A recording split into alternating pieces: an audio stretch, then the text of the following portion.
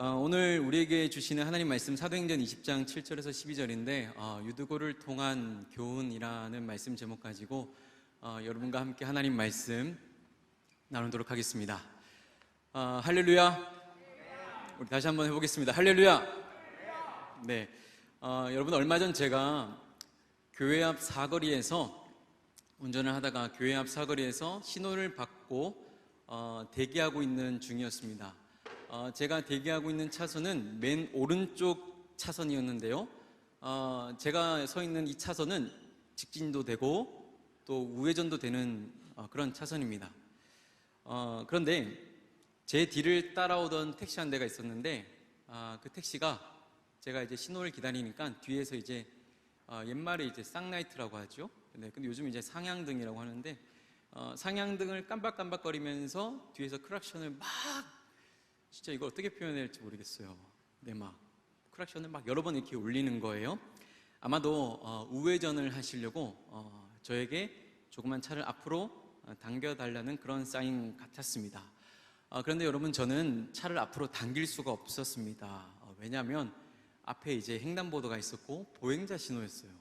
보행자들이 건너고 있으니까 당연히 차를 앞으로 당길 수가 없겠죠.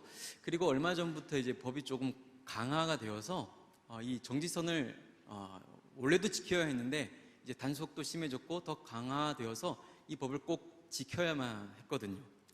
여러분, 그때였습니다. 택시 아저씨께서는 이러한 저의 행동이 답답하셨는지 저에게 오셔서 창문을 두드리면서 잠깐 창문을 열어보라고 이렇게 하셨습니다. 그래서 저는 창문을 내려서 아저씨, 죄송해요. 지금 횡단보도가 초록불이고 사람이 건너고 있어서 제가 지금 차를 앞으로 당길 수가 없었어요 라고 그렇게 말하려고 하는 그런 찰나에 아저씨는 저의 멱살을 잡았습니다. 이렇게 탁 넣어가지고, 그리고 저에게 어린 놈의 자식이 비키라면 비키지 차 안 빼라고 이렇게 고래고래 소리를 지르셨습니다. 저는 순간 몸이 굳어졌습니다. 제가 그래도 이렇게 한 성깔 하는 성격인데 지금도 이렇게 다시 얘기하면서 손발이 떨리네요. 네, 저는 순간 몸이 굳어졌고 어떤 말을 해야 할지 입이 떨어지지 않는다는 것이 어떤 것인가를 그때 한번 경험했었습니다. 여러분, 혹시 이런 경험을 해보신 적이 있으십니까? 너무 갑작스럽고 당황스러워서 어떠한 반응조차 할 수 없을 때, 말 그대로 머리가 새하얗게 되는 그때이지요. 저는 그날의 경험 때문인지는 몰라도 지금까지도 그 사거리를 지나갈 때마다 몸이 움찔움찔거립니다. 이처럼 우리는 좋지 못한 경험이 있는 그러한 장소, 그 장소를 생각하고 떠올리는 것만으로도 몸이 굳어지고 다시 그 고통과 트라우마를 겪는 듯한 느낌을 받기도 하죠. 여러분, 사도 바울에게도 다시는 가고 싶지 않는 그러한 곳, 다시는 생각조차 하고 싶지 않는 그만큼 충격과 좋지 못한 기억을 가진 장소들이 있습니다. 바로 마게도냐와 아가야 지역입니다. 바울은 그곳에서 억울하게 매를 맞은 경험도 있고 또 옥에 갇힌 경험도 있습니다. 그리고 살해의 위협을 받아 밤중에 급히 도망가야만 했던, 그렇게 생각만 하는 것으로도 마음이 어려웠던 곳, 그곳이 마게도냐와 아가야 지역입니다. 여러분, 그렇다면 성령께서는 바울의 이러한 마음을 아시고 이 바울, 그를 마게도냐가 아닌 다른 지역으로 보내시는가? 다 같이 사도행전 20장 1절 말씀을 함께 읽겠습니다. 시작. 소요가 그침에 바울은 제자들을 불러 권면한 후에 작별하고 떠나 마게도냐로 가니라. 말씀을 보시면 바울이 머물고 있던 에베소에 어떤 소요가 일어났고 이 소요가 바울과 관련이 있으며 이 소요 때문에 바울이 상당히 곤욕스러웠다는 것을 우리는 알 수가 있습니다. 여기서 말하는 소요는 이 데메드리오가 일으킨 소요를 말하는데, 데메드리오는 은장색으로서 아데미 신상을 만들어 판매하던 상인이었습니다. 그런데 바울이 에베소에 오고 나서부터 도시의 전반적인 분위기가 바뀌고 있는 겁니다. 그는 아데미 신상을 팔아 생계를 유지했는데 사람들이 점점 자기가 만든 이 아데미 신상을 사지 않았다라는 것이죠. 그 이유를 가만히 살펴보니 이 바울이라는 자가 이 에베소 땅에 와서 사람들에게 매일매일 하나님 말씀을 강론하더라라는 거예요. 그렇게 예수를 믿기로 작정한 이들이 더 이상 아데미 신상을 사지 않았고 그 원인이 바울에게 있다 판단한 것입니다. 여러분이 데메드리오의 이 소요로 인해서 바울의 동력자 가이오와 또 아리스다고가 군중에게 붙들려 곤욕을 치르게 됩니다. 이 소요는 서기장의 극적인 연설로 마무리가 되는데 바울 입장에서는 가슴을 그렇게 쓸어내려야 했던, 정말 이대로 잡히면 돌에 맞아 죽을 수도 있었던 그러한 사건이었습니다. 바울은 이 소요가 끝난 후에 에베소 제자들을 불러 모았습니다. 그리고 그들에게 권면했습니다. 앞으로 사회적인 압박과 위협이 다가올 때 어떻게 대해야 하는지, 그때마다 어떻게 성실하게 신앙을 지켜야 하는지 에베소 제자들에게 권면한 것입니다. 바라기는 여러분, 우리 상당 공동체가 이런 공동체 되길 주님의 이름으로 축복합니다. 삶의 어려움을 함께 견뎌내자고 말하고, 하나님께서 데메드리오의 위협에서도 바울과 제자들을 살리신 것처럼 하나님께서 우리 인생을 신실하게 섭리하고 계시다고 서로 권면하는, 그렇게 서로 말해주는 그런 공동체 되길 바랍니다. 말씀을 이어갑니다. 그렇게 적지 않게 놀랐던 바울이지만 그는 소요가 끝나자 마음을 추스리고 에베소를 떠나 마게도냐로 건너갑니다. 그런데 여기서 한번 짚고 넘어가야 할 포인트가 있습니다. 여러분, 마게도냐가 어떤 지역입니까? 그 첫 성인 빌립보는 바울과 실라가 억울하게 매를 맞고 옥에 갇혔던 곳입니다. 인간적으로 보면 두 번 다시 가고 싶지 않는 곳, 그곳이 빌립보입니다. 그런데 성령께서는 이 소요가 그치자마자 바울을 다시 마게도냐, 그곳으로 인도하십니다. 여러분, 우리가 여러 차례 사도행전은 성령행전이라고 부르는 것이 더 적합하다고 얘기를 나눴습니다. 그 이유는 성령께서 하나님의 뜻에 따라 사람을 부르시고 세우셔서 자신의 교회를 세워가시기 때문이라는 것이죠. 그러게 겉으로는 사람이 선교하는 것 같지만, 그러나 실제적으로는 성령께서 주도적으로 복음이 전파되게 하시고 말씀이 흥황하게 하셨다라는 것입니다. 그러면서 우리는 중요한 관점 하나를 얻게 됩니다. 바울이 마게도냐 땅으로 다시 들어가기로 결심한 것이 아니라 성령께서 주도적으로 바울을 마게도냐 땅으로 다시 보내셨다라는 것입니다. 여러분, 이것이 우리가 성경을 바라보는 관점이 되어야 하는 것입니다. 여러분, 바울을 다시 마게도냐 땅으로 보내신 것을 보면서 참 너무한 것은 아닌가라는 생각이 들기도 하죠. 방금 에베소에서 그렇게 곤욕을 치른 바울인데 어쩌면 에베소보다 더 좋지 못한 경험을 가지고 있는 마게도냐 땅인데 어떻게 그를 그곳으로 또 보내신다고 말씀하시는 것인지, 가끔 우리는 성령의 역사를 알다가도 모르겠다는 생각이 들 때가 있습니다. 그러면서 성령께서 다시 바울을 마게도냐 땅으로 보내신 그 뜻이 무엇인지를 묵상해 보게 됩니다. 여러분, 우리는 우리 인생에 늘 어려움이 없도록 그렇게 하나님 앞에 기도합니다. 저도 인생에 어려움이 없도록 그렇게 기도할 때가 참 많이 있습니다. 저와 여러분들이 그렇지 않습니까? 새벽에 나와서 기도하는 청년들도 있을 테고, 또 개인적으로 기도하는 시간에 그 내용들을 우리가 쫙 살펴보면 우리 인생에 참 어려움이 없도록 그렇게 기도할 때가 참 많이 있다라는 것이죠. 그런데 여러분, 우리의 기도와 다르게 우리 인생에는 참 어려움이 많습니다. 기도를 해도 또 기도를 해도 우리 인생에는 참 어려움이 많다라는 것이죠. 그리고 그 어려움은 간혹 겹쳐서 일어나기도 합니다. 여러분, 바울이 그랬던 것입니다. 에베소서의 상처가 아물기도 전에 마게도냐라고 하는 그 두려움의 땅으로 다시 들어가야만 했던 것입니다. 이처럼 우리 인생의 소용돌이는 끊임없이 계속해서 우리 가운데 밀려옵니다. 그럴 때 여러분, 우리는 도대체 어떻게 해야 하는 것입니까? 피해야 하는 것입니까? 아니면 다른 누군가를 앞세워 그 소용돌이를 막아야 하는 것입니까? 여러분, 성령께서는 우리가 그 소용돌이 가운데, 우리 인생의 폭풍 가운데, 우리 인생의 시련과 그 고난 가운데 우리를 직면하기를 바라십니다. 그렇게 삶에 일어난 여러 가지 소용돌이를 향해 직면하면서 우리가 깨어지고 부서지기를 성령님은 원하신다라는 것입니다. 그렇다면 하나님은 도대체 왜 깨어지고 부서진 나를 통해 무엇을 하려고 하시는 것인가? 여러분, 우리가 여러 가지 고난에 직면하여 그렇게 깨어지고 우리의 삶이 완전히 부서졌다면 여러분, 우리의 모습이 어떠하겠습니까?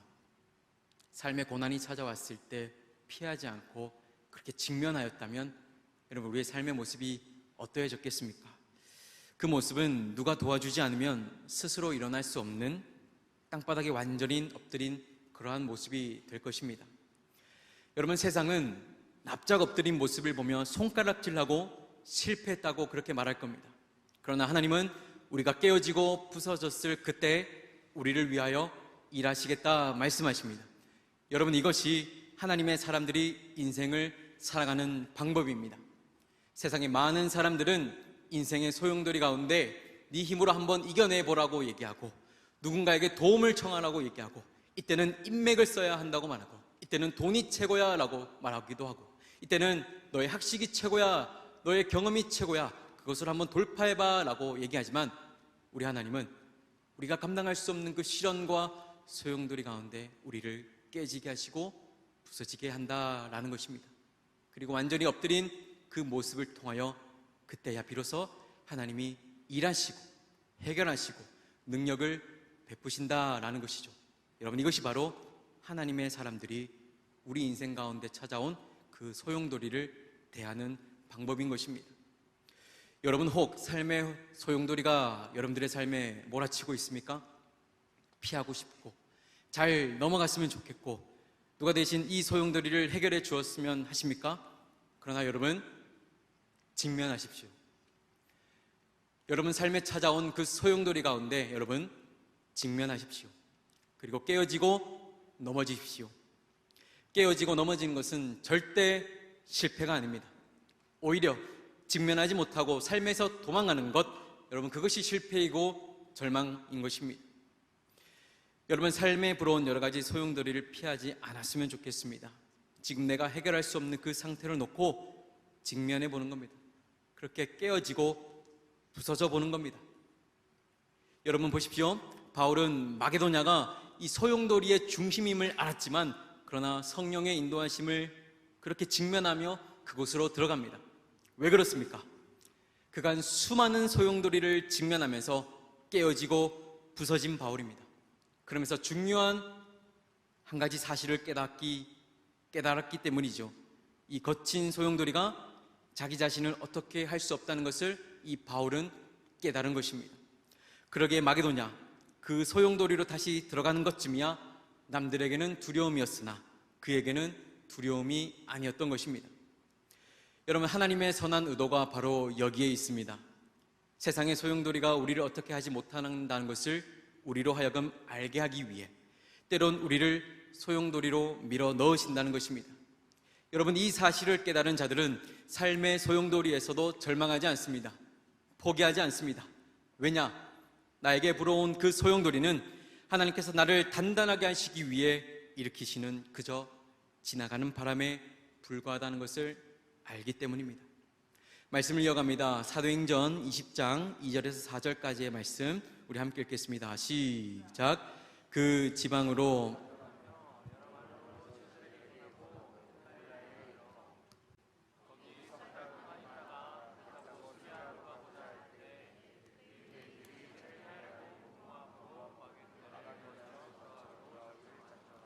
아시아까지 함께 가는 자는 베레아 사람 브로의 아들 소바더와 데살로니가 사람 아리스타고와 세군도와 더베 사람 가이오와 및 디모데와 아시안 사람 두기고와 드로비모라. 아멘. 에베소를 떠나 그렇게 마게도냐로 간 바울은 지난 2차 선교 때 그렇게 세운 교회들을 재방문하면서 성도들을 돌보고 그렇게 양육했습니다. 그리고 이어 마게도냐에서 아가야 지역으로 내려가는데 학자들은 바울이 고린도 교회를 방문한 것으로 보고 있습니다. 바울은 고린도를 마지막으로 이번 선교 여행을 매듭 짓고 안디옥 교회가 있던 수리안 지역으로 돌아가려고 했습니다. 그러니까 드로아, 에베소에서 마게도냐, 아가야 지역에서도 고린도, 이 고린도 사역을 끝으로 이제 안디옥 교회가 있던 그 수리아 지역 그리고 예루살렘 지역으로 이렇게 넘어가려고 했다라는 것이죠. 바울이 있던 이 고린도에서 이 수리아로 가장 빠르게 돌아가는 방법은 배를 타고 가는 것이었습니다. 그런데 말씀을 보시면 바울 일행이 배를 탈 수 없게 되었다라고 기록합니다. 그 이유가 무엇인가? 바로 유대인들이 바울을 해하려 한다는 소식이 들려졌기 때문입니다. 그러자 바울은 하는 수 없이 배를 포기하고 그보다 훨씬 느린 육로를 따라 다시 마게도냐 지방으로 되돌아가게 됩니다. 여러분, 우리 인생에 우리가 계획한 그 계획이 틀어질 때가 참 많이 있습니다. 여러분들이 철저하게 준비했고 또 누구보다 열심히 노력했는데 그 결과나 계획이 내가 뜻하는 대로 되지 않을 때가 참 많다는 것입니다. 그 결과만, 그 모습만 놓고 보면 참 비참하기도 하고 속상할 때가 많이 있습니다. 혹 사람들이 나를 조롱하는 것은 아닌가? 다른 사람들은 다 계획대로 되는데 나는 왜 이렇게 계획한 대로 되지 않는 것인가? 나는 결국 안 되는 것인가? 라며 별의 희한한 생각이 다 들 때가 있죠. 그러나 여러분, 바울의 경우를 보십시오. 그가 배를 타고 이 빠르게 수리아로 복귀하면 또 다른 선교를 빨리 준비할 수 있어 좋겠지만, 그러나 빨리 복귀하고 빨리 선교하는 것이 다 능사가 아닙니다. 마찬가지로 우리 인생에 굴곡 없이 모든 것이 다 형통하면 좋겠지만, 그러나 모든 것이 다 형통한 것이 다 능사는 아니라는 것입니다. 우리가 계획하고 또 우리가 바라고 또 우리가 실천한 그 모든 것들이 다 형통했으면 좋겠지만, 바울의 경우를 보면 이것이 우리가 계획하고 또 우리가 바라는 대로 그렇게 착착착 되는 것이 다 능사는 아니라는 겁니다. 더더욱 신앙에 있어서는 매우 그렇습니다. 여러분, 우리 신앙과 또 신앙생활에 있어 굴곡이 없다면, 여러분 우리 신앙생활 가운데 굴곡이 없다면 어떻게 되겠습니까? 교만하여서 하나님을 잊어버릴 확률이 높습니다. 사사기의 내용이 그렇지 않습니까? 그들이 삶이 어려울 때는 하나님을 찾다가도 그들의 삶이 형통할 때는 교만하여 하나님을 잊어버립니다. 마찬가지로 우리 인생에 굴곡 없이 형통만 있다면 우리는 교만하여 하나님 없이도 우리가 스스로 충분히 인생을 꾸려나갈 수 있다고 그렇게 여길 것입니다. 그러기에 여러분, 우리 인생에 굴곡이 있고 또 계획한 대로 되지 않으면 실패가 아니죠. 우리 인생의 굴곡은 하나님께서 우리를 사랑하시기에, 그래서 우리가 하나님을 떠나지 않고 늘 하나님으로 인하여 그 인생을 살아가게 하시려는 하나님의 마음이 담긴 것입니다. 여러분, 혹 여러분들의 인생이 계획대로 되지 않고 그 방향이 완전히 틀려지신 분이 혹시 이 자리에 계십니까? 나에게 왜 이러한 일이 일어났는지 도저히 그 이유를 알 수가 없어서 그래서 낙심하고 실패했다, 그렇게 포기해버린 그런 분들이 혹시 계십니까? 여러분, 오늘 본문의 말씀을 기억하십시오. 준비했던 모든 계획이 완전히 틀어진 바울이었습니다. 그래서 어쩔 수 없이 왔던 길을 그렇게 되돌아가야만 했습니다. 그때 성령께서는 어떻게 하시는가? 말씀을 보시면 성령께서는 바울에게 사람을 붙이십니다. 바로 마게도냐와 아가야 교회의 대표였던 7명의 동역자들입니다. 성령께서는 모든 계획이 틀어지고 살해의 위협을 받고 있는 바울에게 그 상황을 끝까지 함께할 동역자들을 붙이십니다. 바라기는 여러분, 우리 공동체가 이러한 공동체 되길 주님의 이름으로 축복합니다. 삶의 어려움을 서로 나누고 계획이 틀어지고 넘어진 자들 위해 내 걸음을 멈추고 마음을 같이 하는 그런 공동체입니다. 여러분, 그러기 위해서는 우리가 먼저 다짐해야 할 것이 있습니다. 적어도 우리 공동체 일원들은 자신의 인생에 있어 그렇게 계획대로 되지 않고 또 얼룩지고 굴곡진 그 모습을 우리 스스로가 부끄러워하지 않아야 한다라는 것입니다. 합격이 안 되면 부끄러워서 교회 못 나오고, 누구는 저렇게 다 잘 되는데 나만 안 돼서 도저히 부끄럽고 창피해서 못 나오겠다는 그런 지체들이 없어야 한다라는 것입니다. 또한 계획이 틀어진 지체를 보며 내 그럴 줄 알았다며 비꼬우며 잘 되었다며 그렇게 흉보는 그러한 저급한 모습이 우리 안에 싹트지 않게 해야 하는 것입니다. 여러분, 이 다짐을 우리가 지켜낼 수 있다면 우리 공동체는 인생의 굴곡을 함께 짊어지고 가는 주님이 기뻐하시는 그런 공동체가 되는 것입니다. 바라기는 우리 상당의 공동체가 이러한 공동체 되길 주님의 이름으로 축복합니다. 넘어짐에도 은혜가 있다고 서로 말해주고 또 하나님께서 신실하게 이끌어 가실 것이라고 그렇게 마음을 다하는 그런 공동체 되길 주님의 이름으로 축복합니다. 여러분, 여기에서 그리스도인 다움이 드러나는 것입니다. 여러분 가운데 혹시 계획한 것들이 틀어지고 내가 바랬던 것들, 친구나 동생이나 언니 오빠들, 또 집사님, 엄마 아빠에게 그렇게 내가 이렇게 떳떳하게 합격해서 자랑해야 되는데 그것이 안 돼요. 내가 계획한 대로 되지 않아서 그렇게 부끄러워서 그렇게 교회 나오는 것이 두렵고 그래서 떠나기도 하고 그렇게 한참 동안 방황하며 그렇게 지냈던 그런 세월이 있으신 혹시 여러분들이 계십니까? 여러분 부끄러워하십시오. 부끄러워하지 마십시오. 그렇게 우리 인생의 계획대로 되지 않고 또 여러 가지 굴곡진 그 모습은 절대로 실패가 아닙니다. 그 과정을 통하여서 하나님과 더욱더 동행할 수 있는 것이고 그 과정을 통하여서 하나님의 신실하심을 발견할 수 있는 것입니다. 또한 여러분, 내가 다른 사람들보다 훨씬 더 잘되고 더 빨리 합격하고 더 많은 것을 이루었다고 자만할 것이 없습니다. 그리고 혹 내 주변에 우리 공동체 가운데 합격되지 않고 또 바라는 것들이 안 되어서 그렇게 실망하고 있는 자들 보면서 잘됐다, 너 열심히 안 하니까 그렇게 되는 거야 라고 손가락질하지 않았으면 좋겠습니다. 하나님이 우리를 한 공동체로 묶으셨고 우리에게 있는 슬픔이나 그 모든 아픔을 함께 짊어지기를 바라신다라는 것입니다. 바라기는 여러분, 우리 공동체가 여기 안에서 승리했으면 좋겠습니다. 여기 안에서 결단했으면 좋겠습니다. 내 안에 있는 굴곡을 부끄러움으로 여기지 않고 또 내 안에 있는 자만을 정말 드러내지 않는, 그렇게 서로가 함께 멈추어서 서로가 동력하는 그런 우리 청년부 되었으면 좋겠습니다. 말씀을 이어갑니다. 오늘 본문 7절입니다. 우리 함께 읽겠습니다. 시작. 그 주간의 첫날에 떡을 떼어 하여 모였더니 바울이 이튿날 떠나고자 하여 그들에게 강론할세. 마게도냐를 거쳐 드로아로 돌아온 바울은 그곳에서 하나님 말씀을 전했습니다. 먼저 본문은 그가 그 주간 첫날이라고 말씀하는데 이 날은 오늘날로 말하면 주일을 말합니다. 특이한 것은 그들이 주일 저녁에 모여 예배하며 떡을 떼었다라는 것입니다. 그렇다면 이들은 왜 주일 저녁에 모여 예배한 것인가? 그 이유는 당시 주일은 쉬는 날이 아니었고 여전히 일을 해야 했던 날이었습니다. 그래서 주일이었지만 낮에는 평소와 같이 일을 해야 했고 저녁에서야 비로소 함께 모여 예배할 수가 있었던 것입니다. 이어 본문 8절에서 9절 우리 함께 읽겠습니다. 시작. 우리가 모인 윗다락에 등불을 많이 켰는데 유두고라 하는 청년이 창에 걸터 앉아 있다가 깊이 졸더니 바울이 강론하기를 더 오래 하매 졸음을 이기지 못하여 3층에서 떨어지거늘 일으켜보니 죽었는지라. 바울과 모인 사람들이 예배하던 공간은 3층 건물이었고 그곳에 상당히 많은 사람들이 모여 있었습니다. 그렇다면 바울이 칠판에 강론할 것도 아닌데 왜 비싼 등불을 많이 켰는가 라는 의문이 생기기도 합니다. 여러분, 당시 기독교는 모이기를 자주 했고 이 기독교인들로 인해서 여러 소동이 일어나기도 했습니다. 특히나 교회 밖에 있는 사람들이 보기에 이 기독교인들은 도대체 무엇을 작당하는지 도저히 파악이 되지 않았습니다. 여러분, 그러기에 등불을 많이 켠 것입니다.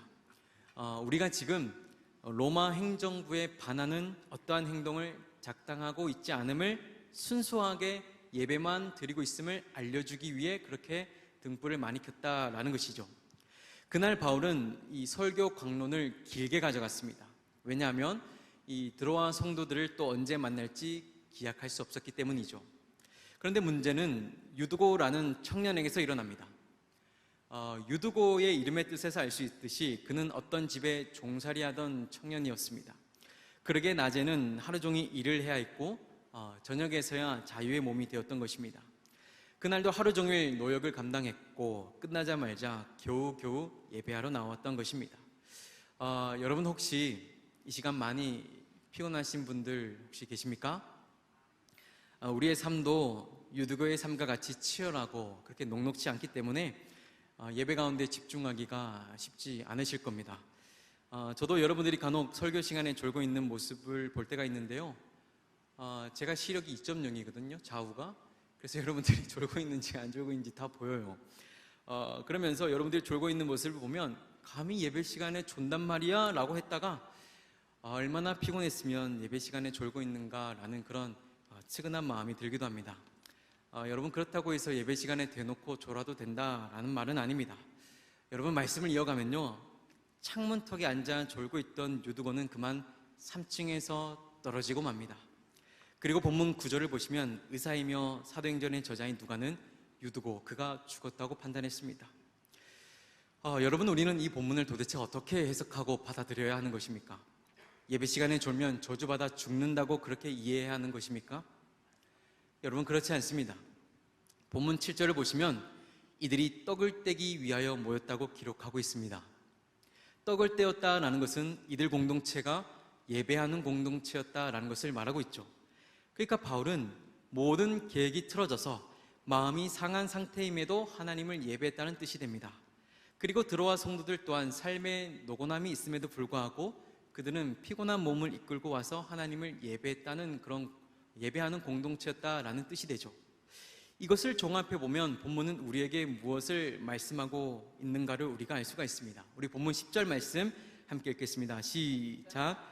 바울이 내려가서 그 위에 엎드려 그 몸을 안고 말하되 떠들지 말라, 생명이 그에게 있다 하고, 바울은 예배를 멈추고 유두고가 떨어진 장소로 갔습니다. 그리고 그곳에서 유두고 위에 엎드려 그의 몸을 끌어 안았습니다. 여러분, 이것이 무엇을 뜻하냐? 예배하는 공동체는 서로의 아픔과 고난을 함께 끌어안는 공동체라는 것입니다. 그럴 때 어떤 일이 일어나게 되느냐? 바로 우리 삶에 때론 기적도 일어난다라는 것입니다.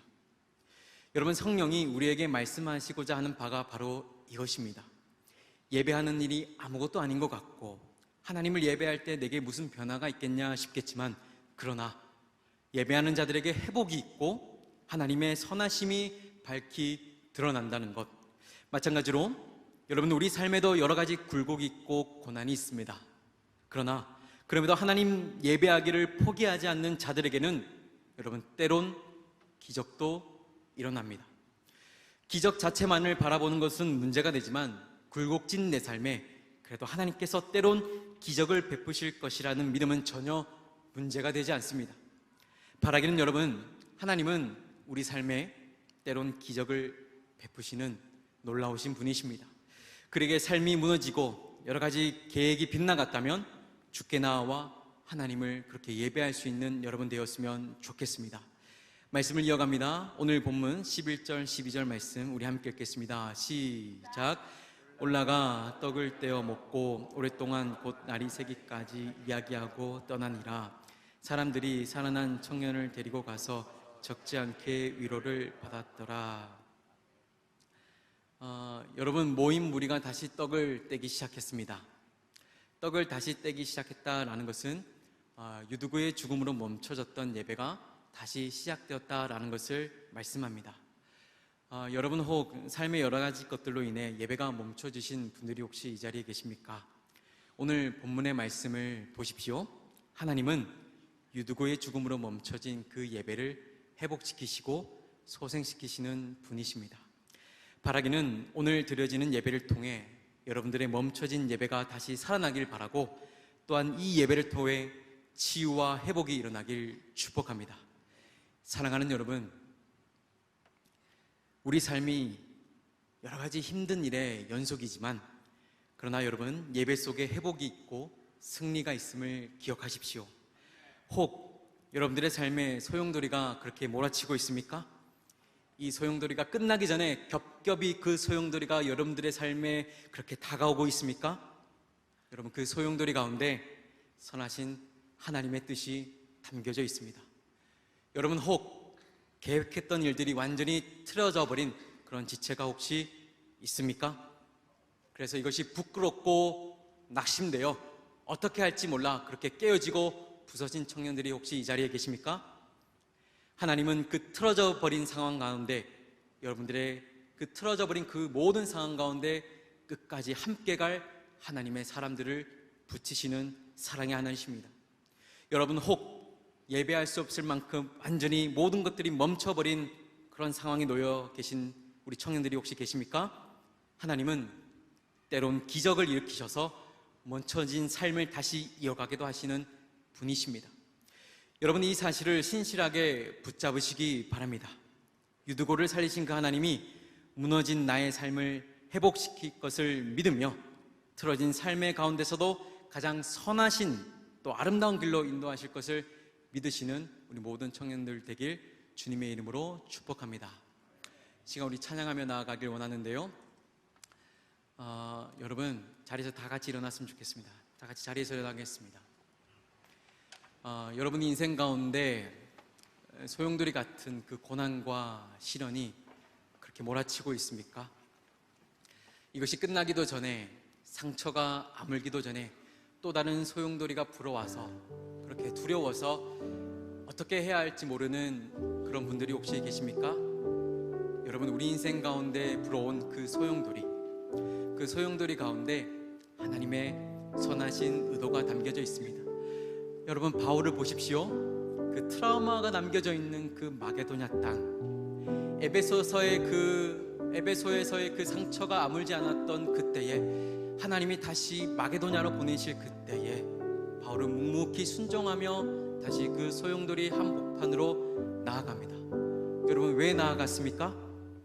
바울은 알았기 때문이에요. 내 인생 가운데 남아져 있는 그 소용돌이가 나를 어떻게 할 수 없다는 것을, 여러 소용돌이를 겪으며 하나님이 어떻게 일하셨는지를 경험했기 때문입니다. 여러분, 바라기는 이러한 은혜가 여러분 인생들 가운데도 함께하길 주님의 이름으로 축복합니다. 여러분들의 인생 가운데 불어온 그 소용돌이 가운데 하나님의 선하신 뜻이 있습니다. 여러분, 여러분들의 계획이 완전히 틀어져 버렸습니까? 여러분, 틀어진 모든 계획들, 어떻게 할 수 없는 그 모든 계획들 가운데 하나님은 함께할 여러분들 좌우에 있는 그 동력자들을 붙이시는 분이십니다. 여러분, 삶의 여러 고난과 소용돌이 그리고 모든 계획이 틀어졌지만, 그러나 중요한 것은 예배하는 자들에게는 때론 기적도 일어납니다. 여러분들 삶이 힘들고 지쳤고 더 이상 어떻게 할 수 없습니까? 그러나 예배하는 자들에게는 때론 우리 하나님은 기적도 일으키시는 분이십니다. 여러분, 이 사실을 기억하면서 우리 다 함께 찬양하며 기도의 자리로 나아가도록 하겠습니다.